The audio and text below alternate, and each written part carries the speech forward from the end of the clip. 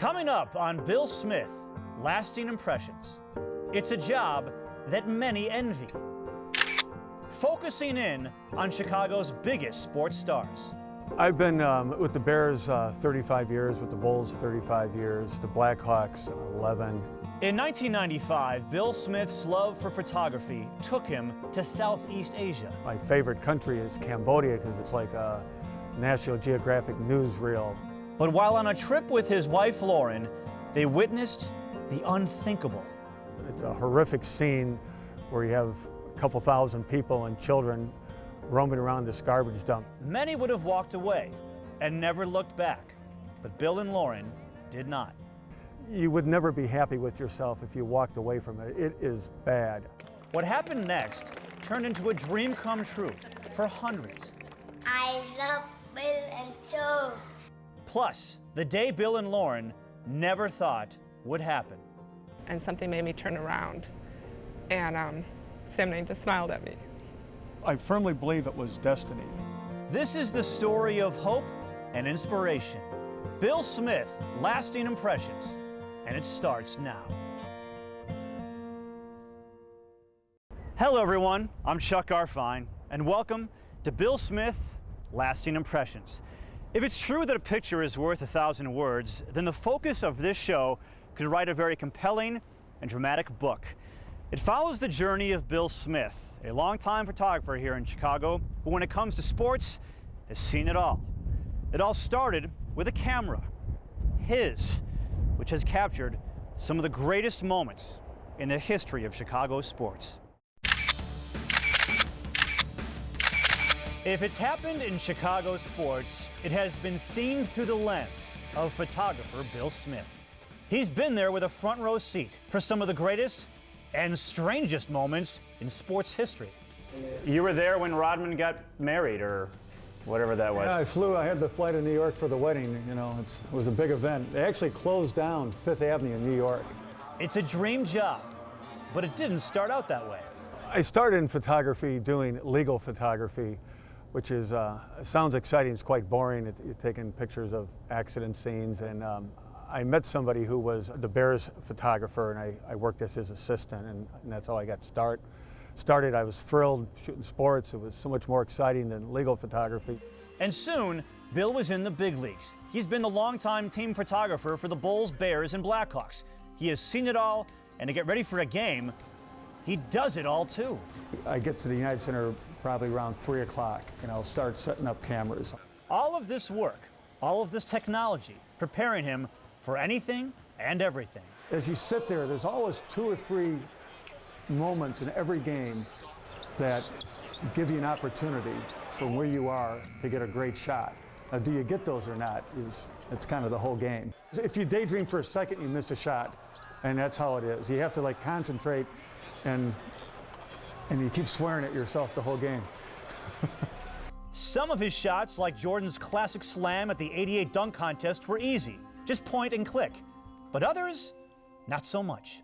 As simple as it seems, this is like one of my favorite shots just because it was so hard to get, and people will never realize how hard it was to get this shot on the stage. Those six guys with the trophies.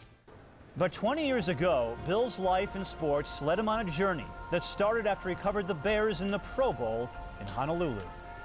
And decided to go to Thailand since I was halfway there, and I fell in love with Thailand and that area of the world. I just went over there, and it was just an amazing part of the world as a photographer, and something I wondered about for, all my life. And so I was constantly drawn back there. But Bill was about to be exposed to the underbelly of this vast land, a dark reality that would change his life forever. We were out there, we're just horrified. And later? I firmly believe it was destiny that it happened. It wasn't, some things in life just are meant to be.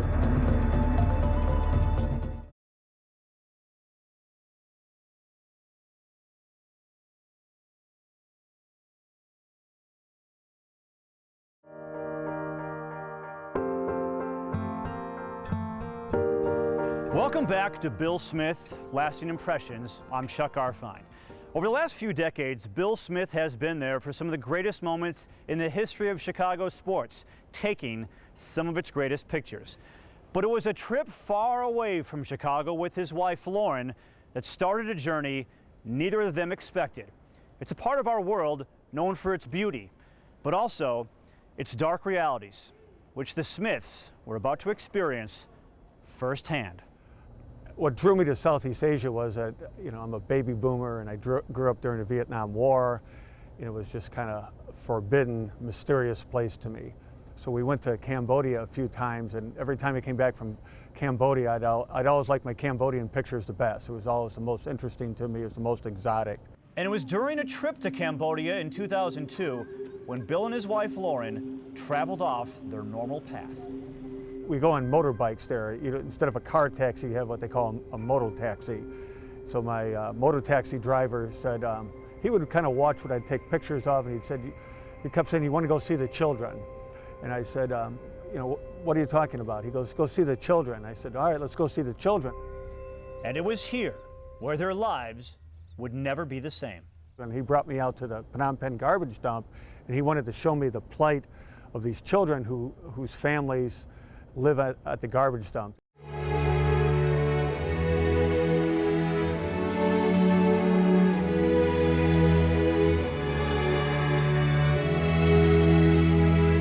There are families who were from the provinces, rice farmers mostly. Family was broke or broken, divorced, whatever, and they come to the capital to find a job. They find out there's no jobs in Phnom Penh, and they end up on this garbage dump to scavenge, and they bring their children with them, and it's a horrific scene where you have a couple thousand people and children roaming around this garbage dump 24 hours a day and scavenging, trying to make $10 or $12 a month. So we were out there, we're just horrified, and that could happen. I mean, this was 2002, and how can this happen in the world in 2002? Some of these kids were totally naked, one shoe on, half dressed, filthy, dirty, haven't washed in months, and they were just trying to find a empty water bottle, a milk bottle cap, the ring that's on your milk bottle. There's really no garbage worth recycling because it's been picked through 18 times before it's gotten there.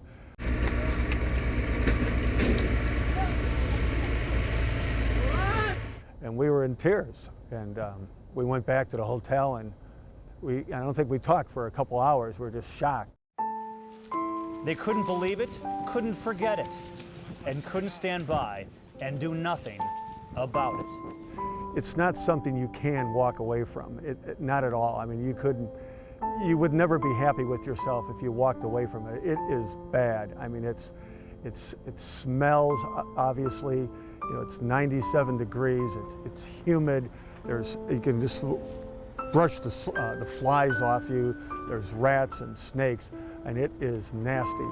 You can hardly walk through there without throwing up. I mean, most people wear a mask and that, and it is really, really bad.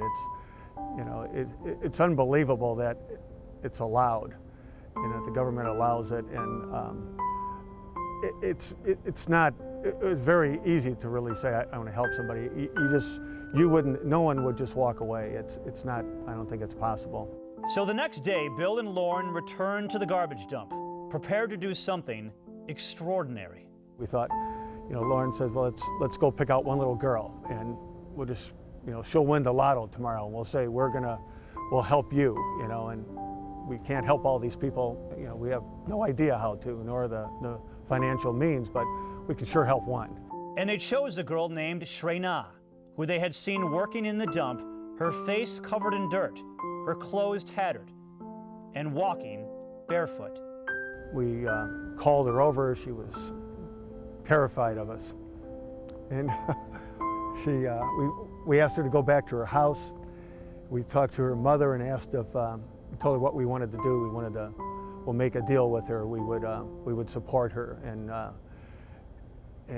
buy her clothes, buy her things for the house, and she could never go back to the dump again. We'd put her in school. We'd pay whatever it cost.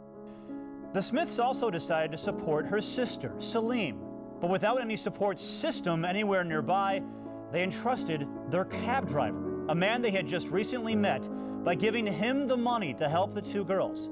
And when Bill and Lauren returned 6 months later, The first day where we had a chance, like the first couple days of the trip, I told my driver, I said, remember those two little girls? I said, I gave you money.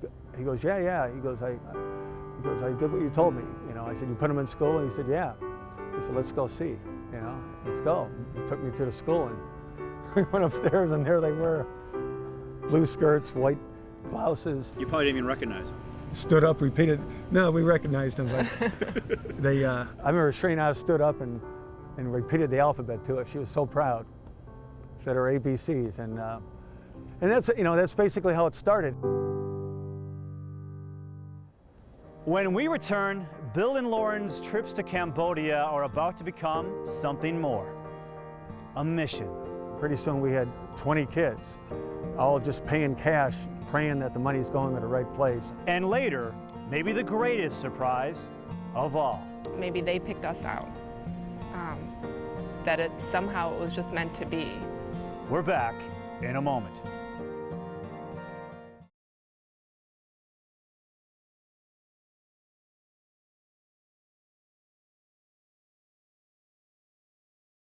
Welcome back to this CSN special, Bill Smith, Lasting Impressions.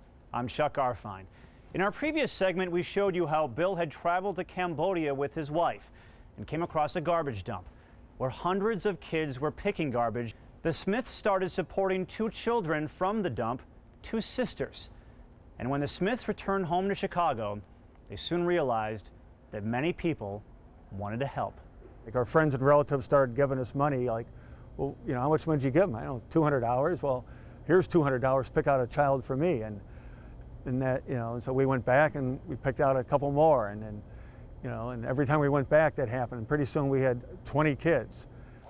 Well, that's good news. All right, I'll give you a call back a little later. One of those friends who got involved was the senior director of ticket operations for the Bulls, Joe O'Neill.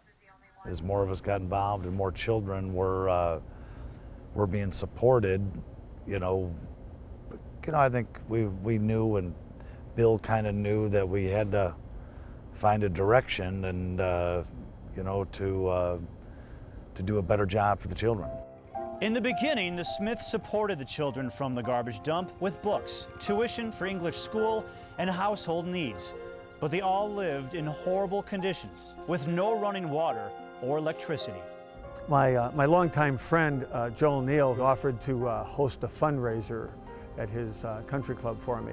We had a pretty big audience, and Christmas Day came, 3 pages, front cover of Sports, emails, and the phones lit up. You know, we got money from people all over the country.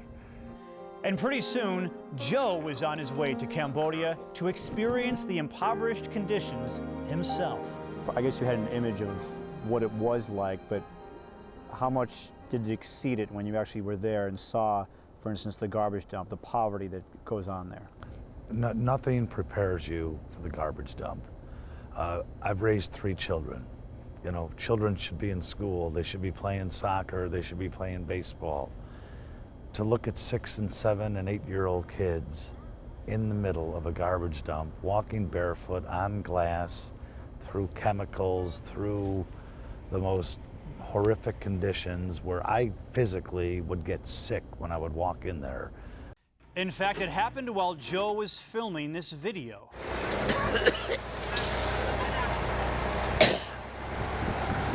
It changes your life. I mean, you just don't walk away from that. We were changed, and we kind of had a dream that if we ever had the money, we'd get a house for these kids, and we would take them out of these, you know, terrible shacks that they lived in. And in 2007, they did. Using money raised from the New Day Cambodia Foundation, Joe and Bill rented a 3-story building in Phnom Penh, 2 miles from the garbage dump. And soon after, they went to the garbage dump and started the process of bringing children to a new home and a new life.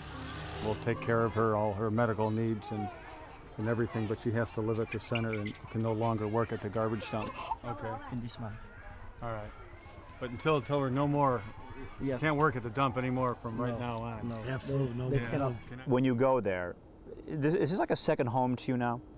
Well, I literally spend almost, 3 to 4 weeks a year traveling this, and these houses are a second home. I mean, these children are our children now.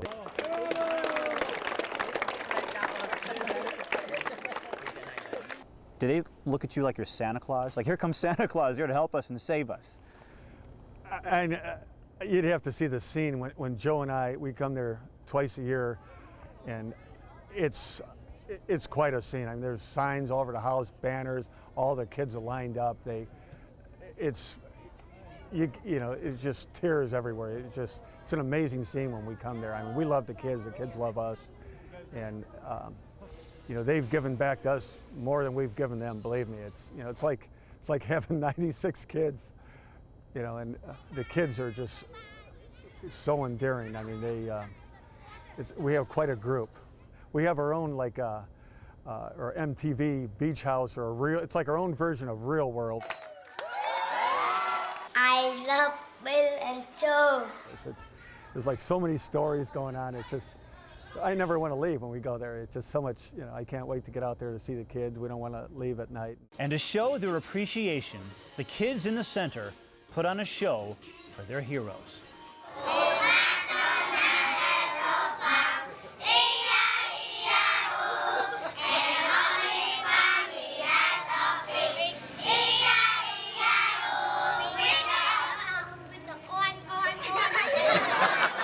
You go to Cambodia and you see the life there, and it's so simple and so happy, and the littlest things make these people happy, and that's what life is about.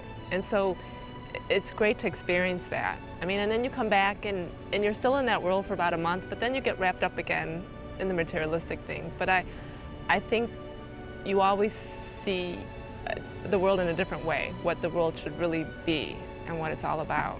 Not all these things we have, it's the people that make it. I am a student. There is nothing that makes Bill more proud than the education that the center provides. With a great staff of teachers, they are making a great investment into the future of the children's lives, a future that previously was quite murky. From where they were a few years ago, it's a tremendous victory. If we could take more children out of that garbage dump, nothing in the world would make me happier than that. Hello, Pac fans. Hi, you. I'm fine. I miss you. I miss you too. It costs almost $180,000 a year to run the centers, from the schooling to the staff to the housing. And since the center opened in 2007, A New Day Cambodia has focused on making a permanent difference in the lives of the kids, and not just patching it up with a Band-Aid. What started as one girl randomly chosen from the garbage dump has grown to 96 children now living at the center. To get to this point, the Smiths have had their share of surprises, and there's been none greater than a trip they made to an orphanage in 2002. It was just amazing to see, as an American, to see a third world orphanage where there's kids all over the floor and hanging out of cribs and stuff. And one day we went into this little orphanage, and we just stopped by the side of the road, and all the babies were hanging in nets, and there was no beds there. There was wooden beams. It was an open air orphanage, and they had 6 or probably 8 or 9 babies, and they were just hanging these like fish nets, all different colors. And it was just an amazing picture and kind of a culture shock. But nothing could prepare them for the shock that came next. I know when Bill went to take pictures at the orphanage, I played with the older kids because I kind of felt sorry for them. And so after a couple times back and forth, I don't know, one of the times I thought, you know what, let me just look at the babies. And I remembered going down, looking at one of the nets, and something made me turn around. And Sam just smiled at me, and that was it. I picked him up he was inside the net, and I picked him up and brought him over to Bill. And I said, this is it. And the first time he sat on your lap, he grabbed your camera. And I think we went back a couple times because, I'm like, what's his name? And he didn't have a name then. And one of the times through a translator, they were talking, and they named him Sam Nang because they said, well, wow, Americans are interested in him. He's very lucky. his name should be Sam Nang. Sam Nang means lucky. And then I think that time they're like, you know what? He's got a twin brother. I'm like, exactly, he's got a twin brother. And so they brought this other little boy out, and that was it. The other boy would be named Visna, which means fate or destiny in Khmer. Both had recently been found in a basket by the side of a road and picked up by the orphanage. Sometimes, like, I wasn't looking. I almost thought that maybe they picked us out, that it was just meant to be. And maybe going back and forth and seeing the kids there, maybe something inside that I didn't even know came out. And I know in the past, I never even knew if I wanted to be a mother or not. And it just all came together. Initially I thought probably, oh my God, but I firmly believe it was destiny that it happened. It wasn't, some things in life just are meant to be, like Lauren said, and just like knowing both their personalities now. I mean, we were like meant to be their parents, and they were meant to be our sons and that. And I kind of immediately accepted him, not just because he grabbed my camera, but it was just, I don't know, it's weird. I don't know how to really explain it, but I just thought, well, this is going to happen. Choosing to adopt the twin boys, that was the easy part. Actually getting them here to the United States, that was a far greater challenge. We, went to the capital, Phnom Penh, went to our embassy and told them of our plans, and were informed that recently, it was in 2002, they said at the end of 2001, they had closed adoptions out of child trafficking concerns. But don't worry, it would probably open soon. Well, that never happened. So in the meantime, they had only one choice: support the boys financially from Chicago, knowing and fearing that they could be taken away at any moment because the twins were still the custody of the orphanage. This went on for over 4 years. Terrible. I mean, just terrible. But we weren't going to give up. There were a lot of families from Italy adopting Cambodia children still to this day. Everybody wanted the twins, and they come and they ask about them, and they're told that an American couple wants them, and they all well, Americans can't adopt. We want them. All it takes is one corrupt official, and your hold on them is gone. So that could easily have happened. Then in 2006, Sam Nang became very ill. The embassy rejected their request to get him treated in the United States. But with the help from Illinois Senators Dick Durbin and Barack Obama, both boys were granted humanitarian parole so the Smiths could bring them to Chicago for treatment at Children's Memorial Hospital. Sam Nang's illness, ironically, would be a blessing in disguise. On the way to Cambodia to pick up the boys, we were so worried that when it came time to pick up their suitcase and walk out the door with Bill and Lauren, they would like cry for the nannies, and it'd be a big scene in that. And they wouldn't be able to walk away from their nanny, who they've lived with for years now at the orphanage and in the house. And they barely said goodbye to her. They picked us like, let's go. And they just like out the door, and they never looked back, which just shocked us. They were ready to come to America, and they barely said goodbye to the nanny, who was crying her eyes out. Or to Shreyna, Salim, who's also crying. And they were crying because they weren't coming too, and because the boys were leaving.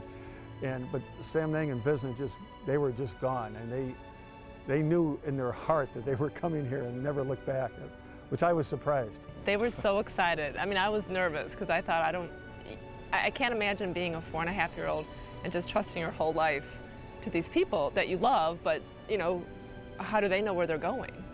And it was just, I don't know, we had like stuffed animals all lined up to welcome them into our home, and it was just so natural. I mean, they just gave all their trust into us, and. Were you pinching yourself saying this can't be real? Yeah, I mean, I wake up and like, they're here. I can't believe they're here. Today, Bill and Lauren continue their work with A New Day Cambodia, and with daily reminders of the lives they have touched a world away. A world that might seem so big, with people so different, but in the end is much, much smaller. with people who are very much the same. The grubby little, the grubby, dirty little faces that you find at the garbage dump, you clean them up and you give them food and you give them a chance, and they go to school and they have like hopes and dreams and they have personalities, and just like everybody else, everybody deserves a chance, and once they get validation in their life, and they're just like everybody else.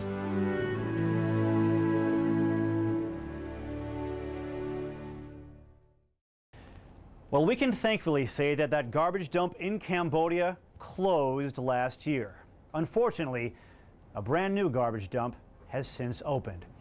As for New Day Cambodia, its next step is to transition the older children into the adult world by training them for work and even college.